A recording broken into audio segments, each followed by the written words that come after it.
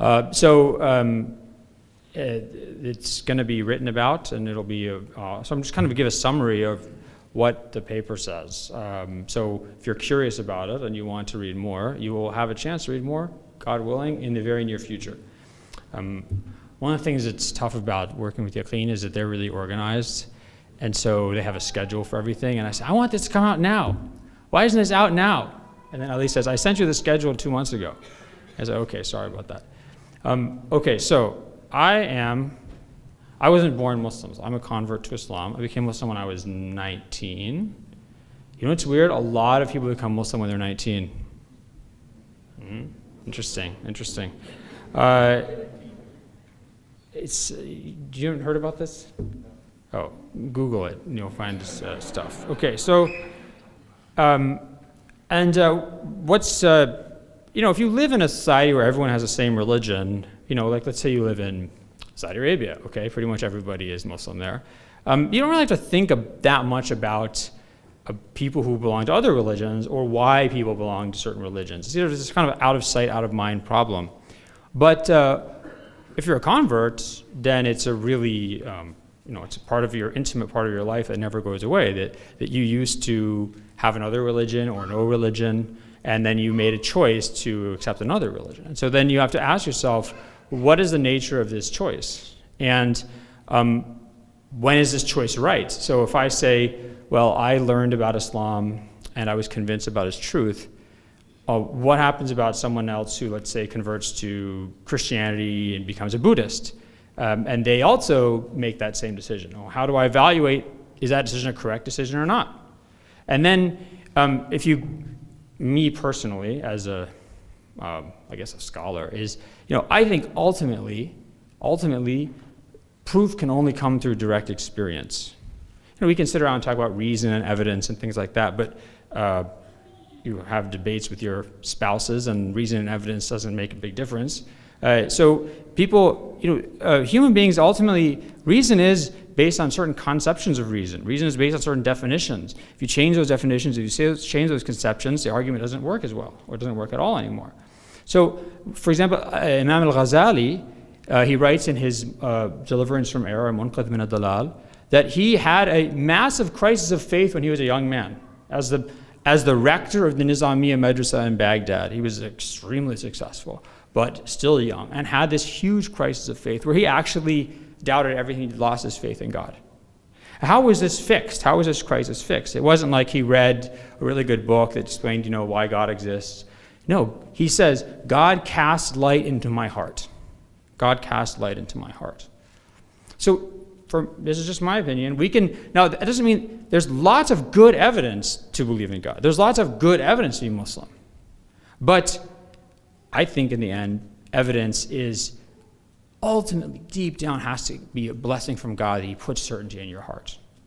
And through my life as a Muslim, whenever I feel weak or full of doubt or afraid or lazy or all the other different forces that act on us all the time to pull us away from our Creator, I always go back not to evidence, but to those experiences I've had, those moments of truth, where you feel the truth in your heart. Those are those moments that define for me what is true in the world, and that's what I go back to over and over again. And so the problem with that is that it's the ultimate type of proof, but it's also totally subjective, right? So if I say I had this experience, well, then you can go read in, for example, St. Paul, the author of the good part of the New Testament, right? He converted to Christianity from Judaism because he had an experience like this. And what's the difference between someone having an experience of truth if they're Christian and someone having an experience of truth that Islam is a true religion? The nature of this evidence, you can't compare it. You can't say, okay, put your experience on the table and let's see, which one is better shaped or something like that. No, these are subjective experiences. How do we judge them? Why am I talking about this? Because these are the kind of questions for me that always come up when I think about people's state who are not Muslim. The way that kind of religions work socially, historically, is it's like a tribe. So your tribe is good, and your tribe is going to go to heaven, and everyone else's tribe is bad, and they're all going to go to hell. Right? That's how essentially it works. And so there's this interesting, it's something we come across every day. We don't have a name for it, but I found a great name for it. Moralistic therapeutic deism. Moralistic therapeutic deism. It's a very long title, MTD. Maybe that's a better way. It doesn't stand for anything dirty, does it? MTD. Okay. At moralistic therapeutic deism, it says good people are going to go to heaven. And God exists, and he wants you to be a good person. That's the purpose of religion. It's supposed to make you feel comfortable. It's supposed to make you a good person. If you're a good person, then you're going to go to heaven. We come across this all the time in American life, right? As long as it makes you happy, that's great.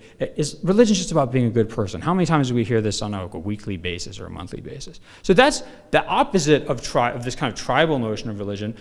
Or is it? Maybe it's just a different definition of tribe. So now the tribe isn't being religious or not, it's being our kind of religious in America now, which is a sort of general, bland religion, which doesn't want to draw the lines of Muslim or Christian or Jew. So how do we, as Muslims, how do we make sense of what religion means in its true nature? What is the true nature of religion? What is the true nature of guidance? What is the true nature of people who don't accept, or true fate of people who don't accept guidance as we understand it in our tradition?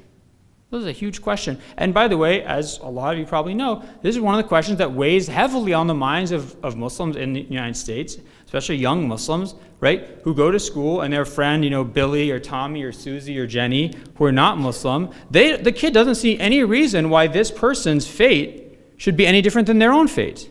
And if you try and tell them, well, it's because they're not Muslim, they're going to say, well, I understand, a nice person, well, what's the difference? It seems like they just weren't born in a Muslim family. And of course, we know this from the hadith of the Prophet, ﷺ, who tells us that all human beings are born according to God's nature that God gave us, the fitrah, which is tawheed, belief in Islam, belief in one God. And then it's our families who make us Christians or Jewish or Zoroastrian, or maybe even, if you're just thinking culturally Muslim. Okay, so this is the big question. I'm going to try and answer it. And I'm going to give you 3 different options. It's like a menu, right? I just was in Japan. It was great. And they always give you an option, like Japanese food, Western food. The Western food always has tons of pork, so it's Japanese food. So the point, I'm going to give you 3 options. I'm going to give you the evidence for them, and I'm going to give you criticisms of them. I'm not advocating either one. I'm just giving you the option. I'm going to tell you how I would deal with this issue. Okay, but before that, a couple of introductory points. One, when we talk about being Muslim in Islam, there are 2 aspects of that. One is what's called the Shar'i, Iman Shar'i, which is legal faith, external faith. That is your label as a Muslim almost like on your ID.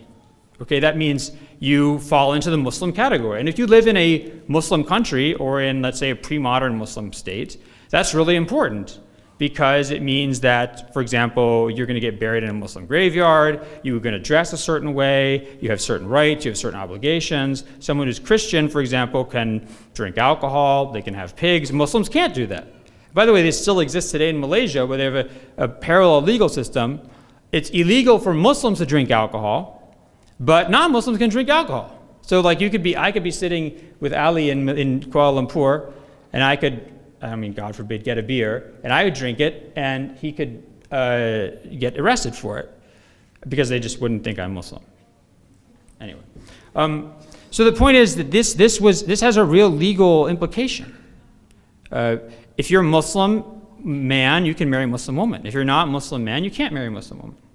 So there's all sorts of legal, if you're a Muslim, you have to pay zakat. If you're not Muslim, you don't have to pay zakat.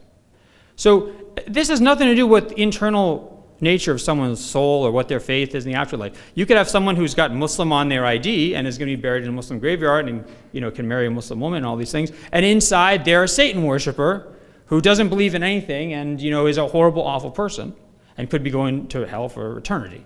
So this is an external category. And this is very important because a lot of times people will get this thing, you said Christians are kuffar. Christians are unbelievers.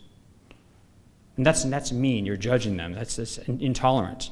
But it's not intolerant. In fact, we don't even have to judge at all. This is simply a matter of legal category. They are not Muslims. And the word for not Muslim in Islamic legal history, they don't say غير المسلمين.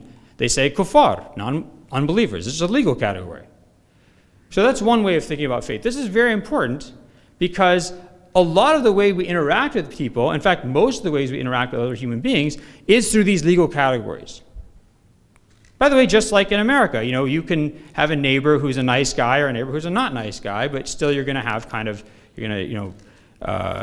help them shovel their snow or something like that when it snows, and you're going to, maybe you can borrow something from them. So the second way is faith as your actual internal faith, your inner faith. That's called ilman al-fitri, your internal faith. And that only God knows. We can't know that. We cannot see into each other's souls. You can't tell if I'm really deep down a Muslim or not. We can only go by external signs. So it's very important to remember the external type of faith is the one we deal with in our dealings with other people. And there the Prophet, the Quran, for example, says, لا ينهاكم عن الذين لم يقاتلوكم في الدين ولم يخرجوكم من دياركم, right? God has not forbidden you from dealing nicely and justly with those people who do not fight you in your religion or drive you from your homes. Indeed, God loves those who are just. So God wants us to deal justly and kindly with non-Muslims, provided they don't fight us in our religion or try and drive us from our homes. And the Prophet says in another hadith in Mu'jam al-Tabarani that the Muslims have obligations for their neighbors. They have to congratulate them if something good happens, console them if something bad happens, give them money if they need it, give them food if they need it, lend them money. You have to offer them food. If they can smell your food, you have to offer them food. And you can't build your house up such that it blocks the wind and a nice view from them, right? So these are obligations you have to your neighbors regardless of whether they're Muslim or not. Okay, second point of introduction that's important, which is that when we're talking about people who are the fate of non-Muslims after death or in the afterlife, we are only talking about Muslims or non-Muslims who actually know about Islam. Because a major principle in Islamic theology is that you are not responsible for what you had no control over.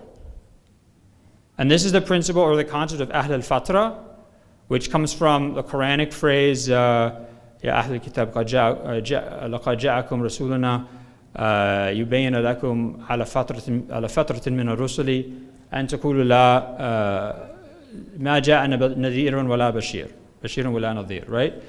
You, O people of the book, our messenger has come to you to make clear our signs to you after a time of weakness in prophecy.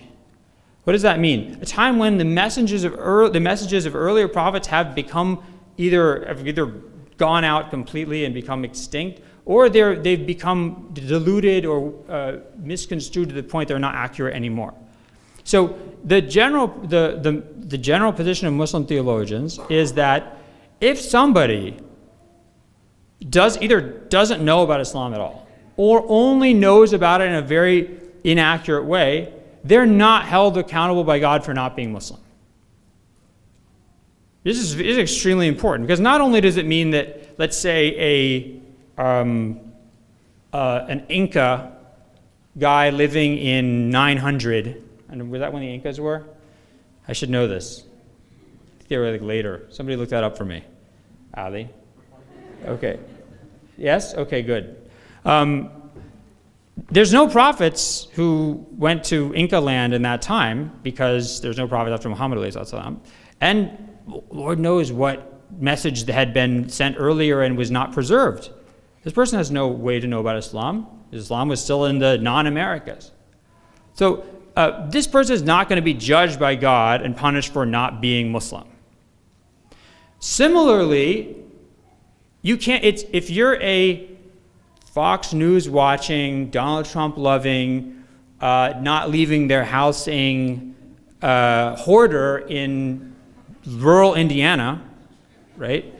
and you only know about the world what you watch on Fox News, you are not going to become Muslim, okay? Because you're going to think that Muslims are terrorists, they're horrible, they're awful, they're repressive, they're sexist, et cetera, they're smelly, dirty, et cetera, and they're violent. And why would you would never become Muslim. You would never even think about it. So these people are all what's called Ahl al-Fatra. They are people who live in a time of vitiated or weakened prophecy. And what's going to happen to them? God is going to judge them on the Day of Judgment based on standards that we do not know. God is just, he will judge them. But they're not going to be condemned or punished for not having embraced the message of Islam, because there's no way they could have known about it, or they didn't know about it accurately. Okay.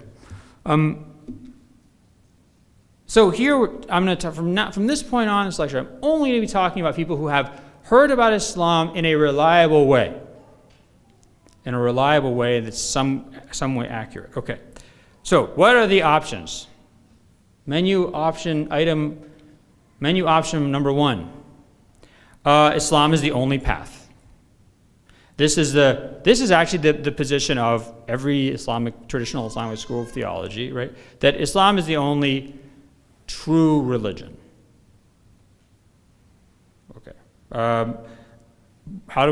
What evidence is that for that? Well, for example, the Quran says, whoever wants من يبتغي غير الإسلام دينا فلن يقبل له وهو يوم القيامة من ويوم في الآخرة يوم القيامة من الخاسرين. Right? Whoever seeks a religion other than Islam, it will not be accepted from them, and they will be amongst the losers on the Day of Judgment. Or إن الدين عند الله الإسلام. Religion in God's eyes is Islam. So this is pretty clear. And there's lots of other hadiths that we could get into as well. But that's the main, this is the position of Orthodox Muslims, whether you're Sunni or Shia or Ibadi or anything. This is the position of all schools of law and schools of theology.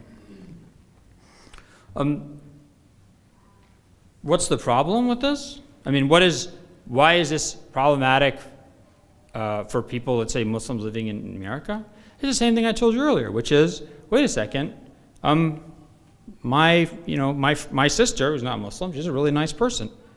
And I mean, she's going to be roasted in hellfire for eternity just because she didn't make the same choice I made. I mean, I know she should be Muslim, but it doesn't seem like I can condemn her as a human being just because she hasn't made the same choice I have. It seems like, we all feel this, or lots of us feel this in our heart when we deal with our non-Muslim friends or non-Muslim family. Okay, the second position is, I call it moral theism. Ali, can you hand me my coffee? Thank you. Actually, water would be better. Coffee is not, thanks a lot. I appreciate it. Second position, moral theism. Is that water? But I already I have coffee. Okay, that's fine. Thank you.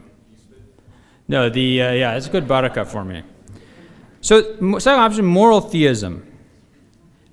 This is, you often hear this verse cited, من آمن بالله إن الذين آمنوا والذين هادوا والنصارى والسبعين من آمن بالله واليوم الآخر وعمل صالحا فلهم أجرهم عند ربهم ولا خوف عليهم ولا هم يحزنون. Right? Those people who believe, and the Jews and the Christians and the Sabaeans, those who believe in God and the last day and do good deeds, they will receive their reward from God. No fear need they have, neither shall they grieve. Right? And there's two verses that say very similar things.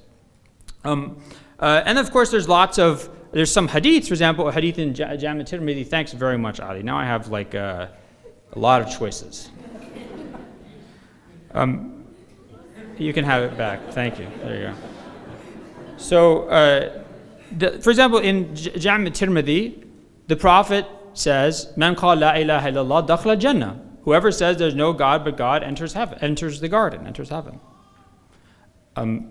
So there's other hadith that seem to go along the same lines, and this is, of course, a very comforting position, because what it says is, it basically says, if you believe in God and are a good person, they're going to go to heaven.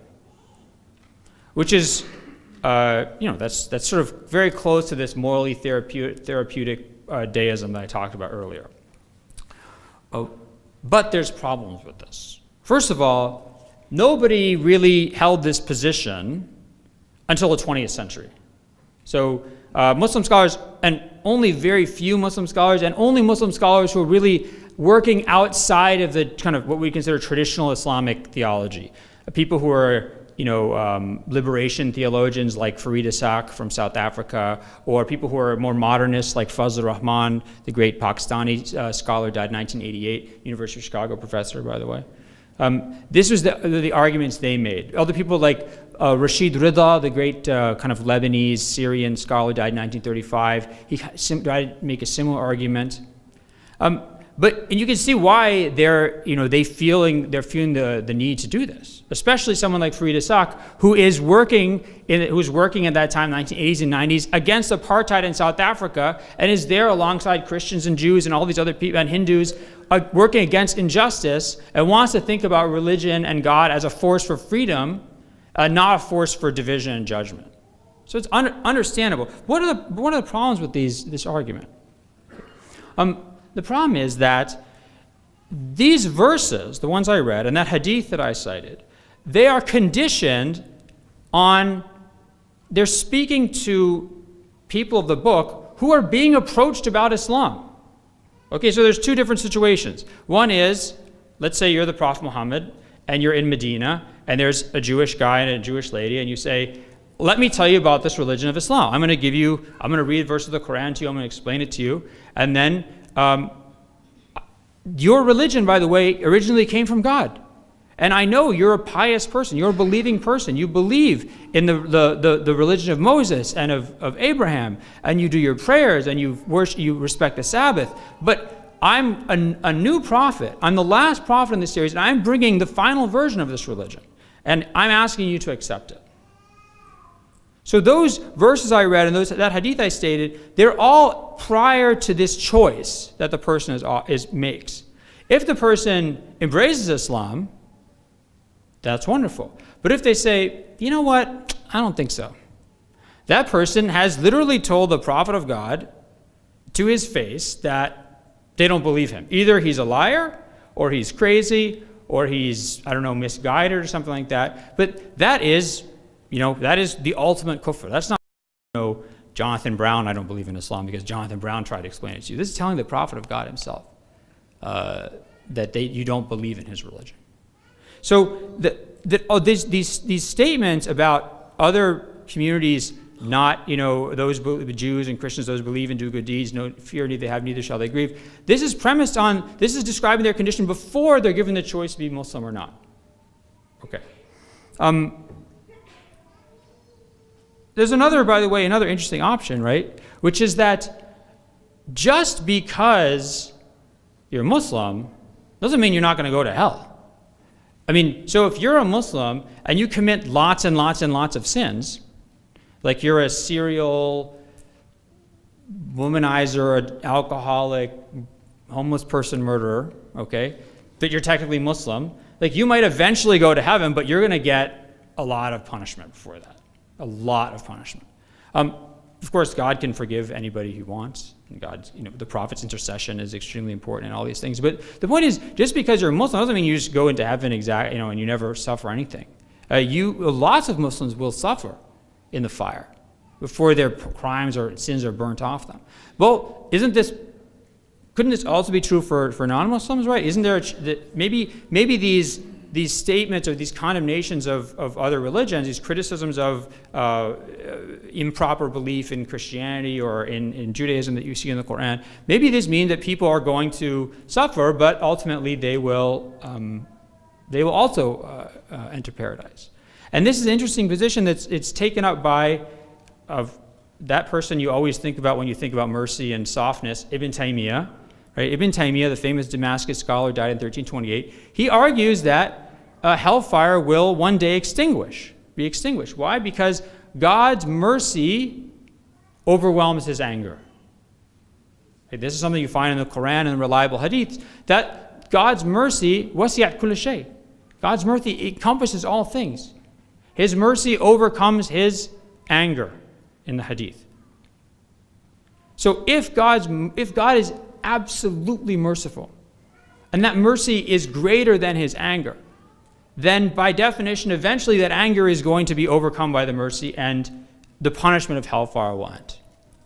So this is the position of Ibn Taymiyyah, and one of his students, Ibn Qayyim al-Jawziyah, probably held the same position. But it's really limited to these few people until the modern period when some other Muslim scholars also embraced that position. Okay, option number 3. This is something you, I don't know if, and maybe, has anyone ever read the Study Quran? Study Quran is a very good, HarperCollins Study Quran is an excellent project. I blurbed it on the back, and then I discovered that Muslims are apparently the only people who read those blurbs, because a lot of people involved in the Study Quran project were what's called perennialists. They belong to a school called perennialism. I don't think that really affects the Study Quran because I think it's a great book and very useful. But some Muslims criticize it because a lot of the editors were Muslims who have this perennialist position, which I'll explain to you right now. What perennialism says is that all religions that have at their roots celestial revelation, revelation from God, Christianity, Judaism, Hinduism, Buddhism, right, that they are all true. That they are all true. Because there's only one truth, and therefore there can't be more than one truth, right? All things that go back to God in the end have to eventually go back to truth. They don't really have a lot of evidence for this from the Quran, except some verses that say all matters return unto God. But in general, this is not something that you find clearly stated in the Quran or the Hadiths anywhere, and it's not something that any Muslim scholar that I know of ever upheld until the modern period.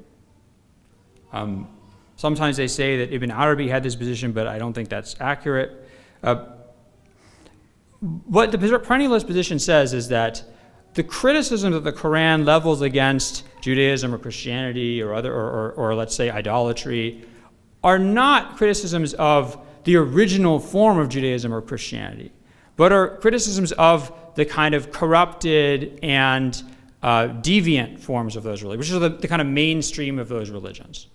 But that at the core of those religions there is truth, and if someone who follows those religions is actually following that original core, they are actually following the one true religion of God, of Islam in a sense. Again, the problem with this is there's not really any evidence for it in the scriptures to which we look for evidence in things we say about our religion, the Quran and the Sunnah of the Prophet. Second, and this is something I only thought about when I was writing this presentation, is that, wait a second, if you're telling me that the criticisms that the Quran levels against other religions are really only about the mainstream of those religions, not their true authentic core, then you haven't solved the problem, because my neighbor isn't a true authentic core Christian perennialist. He's just a guy who celebrates Christmas, okay? And goes to church every couple of weeks. So you haven't solved the problem of what's going to happen to all these non-Muslims around me, because they are all following the mainstream versions of these religions that you yourself, perennialist, have said the Quran is condemning. Okay, does this make sense? Again, I woke up really early this morning because I was in Japan, and I'm seriously jet lagged. So I don't know if my thinking is 100% sound. What do you think? You think, yeah, he's okay. Okay, good. So these are the three options. So one, I said, is the kind of the Orthodox Muslim approach, which is Islam is the only true religion. Two, kind of moral theism, which is if you believe in God and do good deeds, you'll be saved, you'll be okay in the end. The problem here is that the evidence we have for this is premised on that person accepting the message of Islam. And finally, the perennialist position, which is, it's really interesting, but it doesn't really have any evidence from those sources of evidence that we actually consider authoritative in our religion. And so if I can't find it in the Quran or the Sunnah of the Prophet in any explicit way, by what right am I going to make this claim and going to have this belief as a Muslim? Okay, so when I say I'm going to give you my approach now, this isn't like I invented this. Okay, this is not Jonathan Brown came with his approach. I'm telling you this is what I follow based on the tradition of Islamic scholarship, which is I'd say actually this is the Orthodox Muslim position. So you can think of it as like the other half of that Orthodox position I gave you in the beginning. The first part is Islam is the only true religion, but now take this as the second half of that sentence. So the principle of Islamic scholars is you don't judge people's fates. You do not judge the fate of individuals. There's a great verse of poetry. I don't actually know where it came from, but I've heard it from a lot of scholars. وَلَا تَحْكَمَنْ عَلَىٰ أَحَدٍ بِالْجَنَّةِ وَلَا بِالنَّارِ إِذَا أَرَدْتَ السُنَّةِ. Right? Do not pass judgment on anybody that they're going to go to heaven or hell if you want to follow the Sunnah of the Prophet. The Sunnah of the Prophet is you do not cast judgment about individuals' fate in the afterlife. And there's a great saying of the companion Ibn Abbas, radiallahu ta'ala anhuma. I didn't even drink the water in the end. Where he says, لا ينبغي لأحد أن يحكم على الله في خلقه ولا ينزلهم جنة ولا نارا. Right? It is not for anybody. Nobody should judge or declare what God is going to say about his creation. And it's not for anybody to say this person is going to go to heaven and this person is going to go to hell. So when we say Islam is the only true religion, or Christianity and Judaism and all these other religions are not true religions like Islam, these are statements about paths. You can think about a methodology or about a belief system. But it's not a statement about the individuals who follow those belief systems, because only God knows the fate of people. Remember, this goes back to the second introductory point I made, which is that the external marker of Christian, Jew, Muslim are markers that allow us to interact with each other in a kind of a zahiri outward way. What actually is in our hearts is known only to God. So Ahmed Muslim might internally be a kafir, and Anthony the Christian might be actually someone who believes in the oneness of God truly in their heart and does tremendous good deeds and will go to heaven.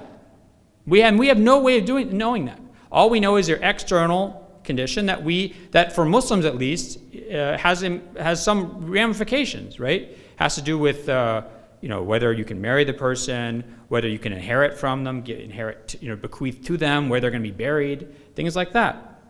Okay. So the first really important point for this second half of the Orthodox position is that you don't judge individuals, you only judge religions. This is my wife's advice. She just says, don't get personal, deal with issues. She's right about this. Okay. The second important point is the mercy of God. Right? As I've touched upon this a bit earlier, which is the mercy of God is overwhelming. It encompasses all things, as the Quran says. He prescribed mercy for himself. His mercy overwhelms his anger. The Quran, every chapter of the Quran except chapter 9, as we all know, begins with Bismillah ar-Rahman ar-Rahim. The mercy of God is beyond our capacity to understand. And I'm not a super sensitive guy, but not like very cuddly.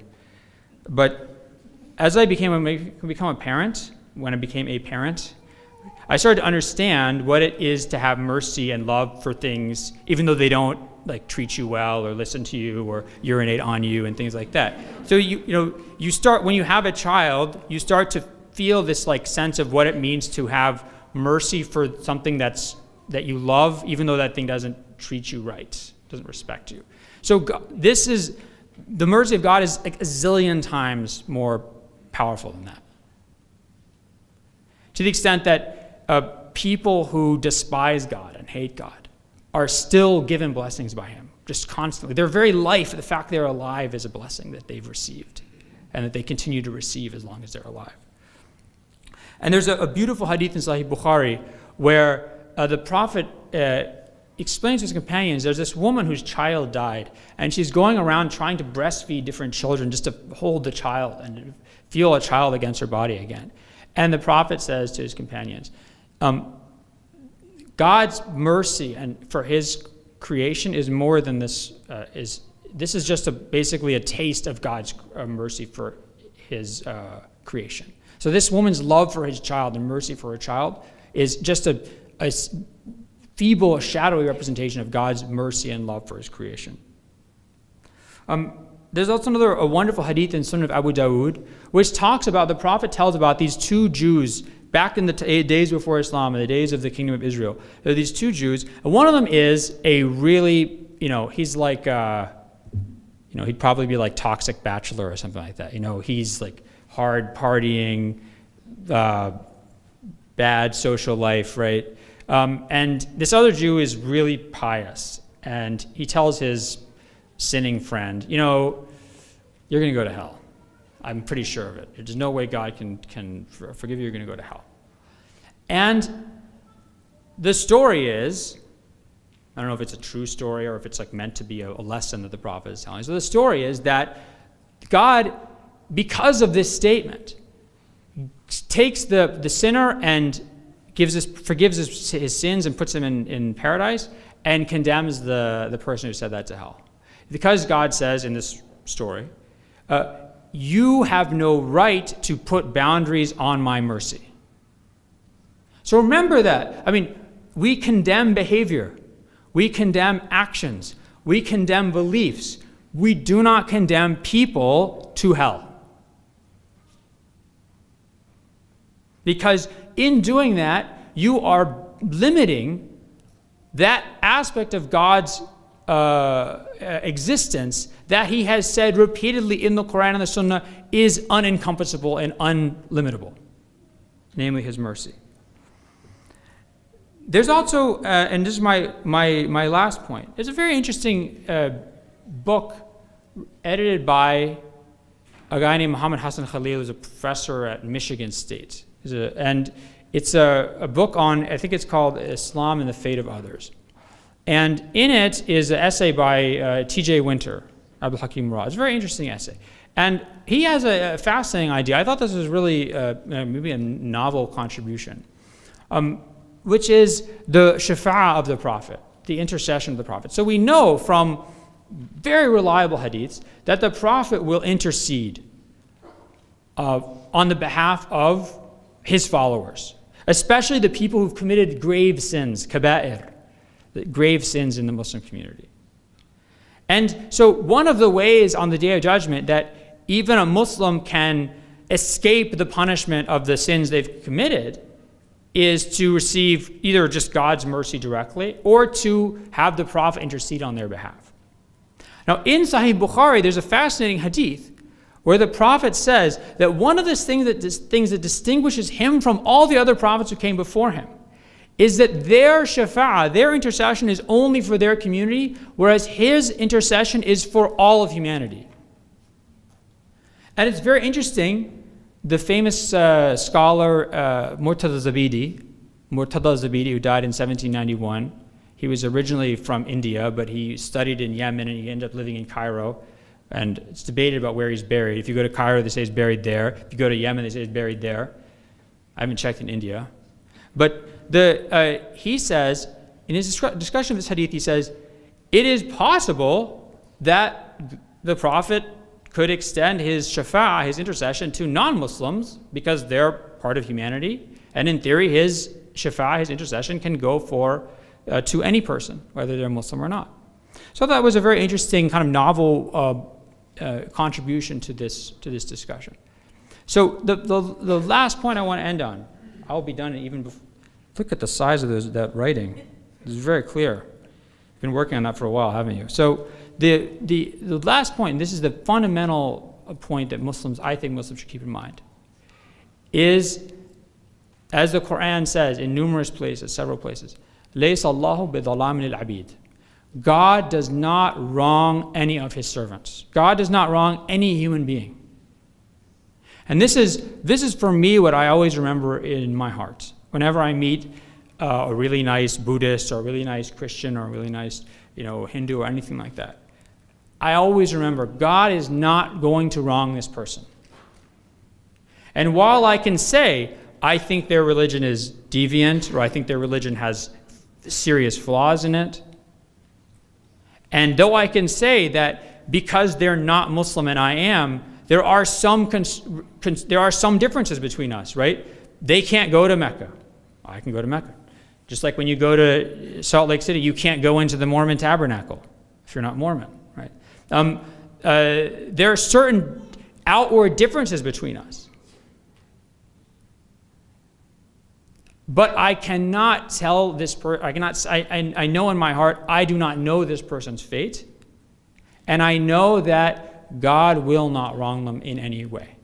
And this is the thing that, for me kind of helps me make sense of this question. What is the fate of non-Muslim? Is that they will not be wronged. And whatever injustice you think there is in how we think about how we talk about claims of truth and religious truth, none of that matters when God passes judgment on people, because he will pass judgment in a way that is the ultimate justice, and he will not wrong anybody, even a mustard grain worth. Jazakumullahu khair.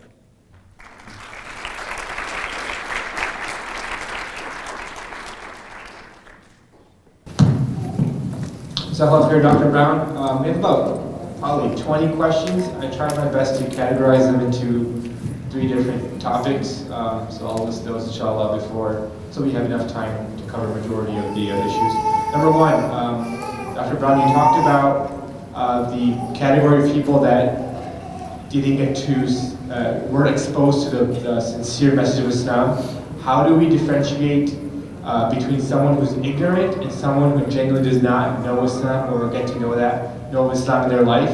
And what are the boundaries surrounding, is there a benchmark they have to reach of going out of their way to learn about Islam, and once they reach that point, they're no longer applicable to receive salvation?